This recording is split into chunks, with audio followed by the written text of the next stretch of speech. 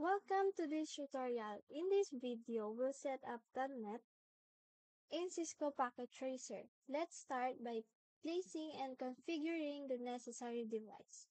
The devices needed is one switch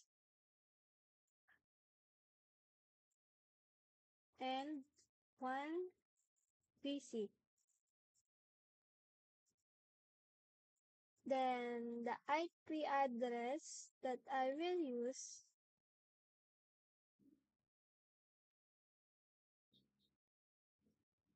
is 172.16.1.1/24. Then the default gateway is 172.16.1.250. Now, the cable that I will use is copper straight through. Fast Ethernet 0 to Fast Ethernet 01. Now, let's start to config switch 1. We are proceed to CLI, enter, enable,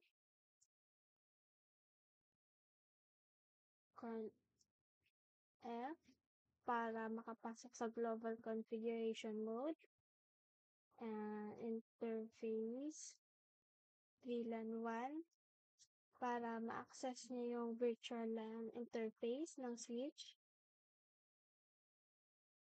Tapos, I will use my IP address 172.16.1.1. So, /24 siya. So, my subnet mask is 255.255.255.0. Then, no shutdown. Parang, by default, naka-shutdown na yung mga interface, exit, line, VTY04, configure na VT lines para sa telnet access, password, Cisco. I will use Cisco para madaling matandaan. Then, always remember your password. Log in, exit, enable, secret. I will use Cisco 123 para di mas mabilis matandaan. Para siya, ang enable secret is nagtatalaga siya ng secure or parang encrypted password sa mga command. Tapos, I use my default gateway. Default gateway 172.16.1.254. Ito yung default gateway ko na para sa switch para makapag-communicate sa ibang network segments. Then, exit. Then, proceed tayo sa PC. Desktop, IP configuration. Lagay lang natin dito yung IP niya. 16.1.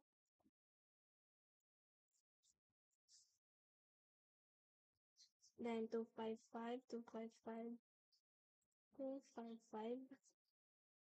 Then, the subnet mask is 172.16.1.254. Exit. Now, proceed naman tayo sa command prompt. Check natin, telnet test, kung yung PC ba ay nagpo-prompt.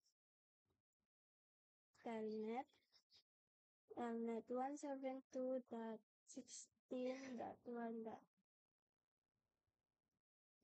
Yan. So, the password that we used last, Cisco, yan, enable,